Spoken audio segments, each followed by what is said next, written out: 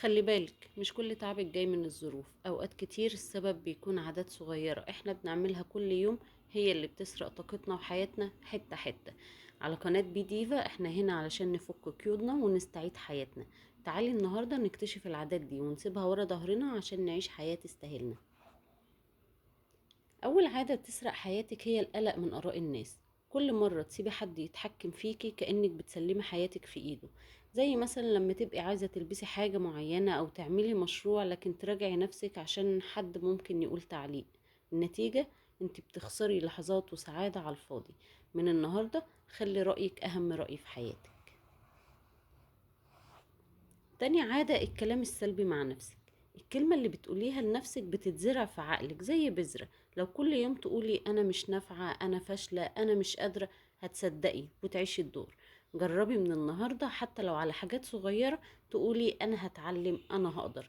الكلمة الحلوة مع نفسك بتعمل فرق كبير.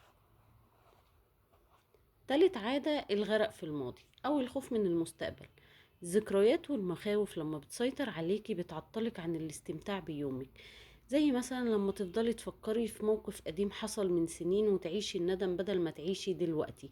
الحل انك كل يوم تفتكري حاجة حلوة في يومك حتى لو فنجان قهوة في هدوء.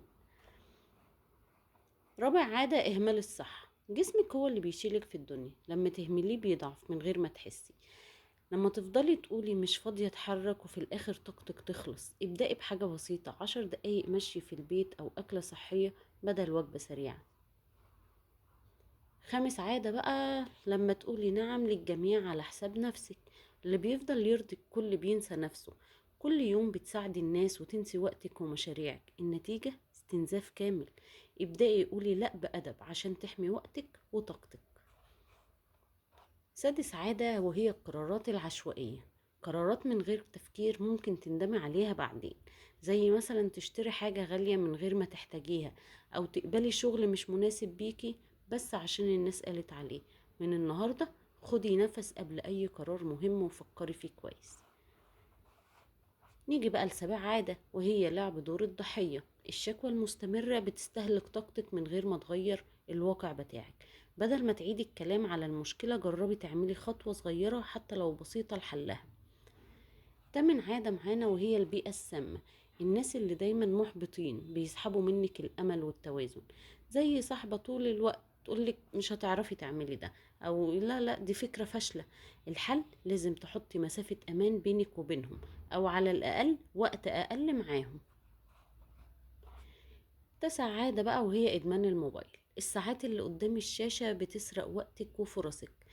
زي ما تقولي مثلا أنا هفتح التليفون دقيقتين بس، تلاقي نفسك عدى نص ساعة من غير فايدة. جربي تقسمي وقتك نص ساعة بس على الموبايل والباقي الحاجة بتحبيها. 10 عادة معانا وهي الإفراط في الشغل. الشغف جميل لكن الجري المستمر بيستهلكك. خدي لنفسك ساعة راحة في اليوم حتى لو بسيطة عشان ترجعي بطاقة أقوى. 11 عادة معانا وهي السهر لوقت متأخر. قلة النوم بتضعف تركيزك وبتضايقي مودك وصحتك. افتكري آخر يوم نمتي فيه بدري وصحتي مرتاحة كان فرق قد ايه. حافظي على نومك كأنه استثمار في نفسك. آخر عادة وهي الاستعجال والتشتت. لما تلاقي نفسك بتجري من مهمة والتانية بيضيع الإنجاز الحقيقي. جربي تخلصي مهمة واحدة وتعملي عليها علامة صح، هتحسي برضا وإنجاز. خدي بالك المستقبل مش بيضيع فجأة، هو بيتسرق عادة ورا عادة. من النهاردة اختاري عادة واحدة بس تسيبيها وراكي، هتكتشفي ان حياتك بدأت ترجعلك حتة حتة. لو حابة تمشي في الرحلة دي معانا وتبني حياة تستهلك، اشتركي في قناة بديفا وفعلي الجرس عشان يوصلك فيديوهاتنا أول بأول.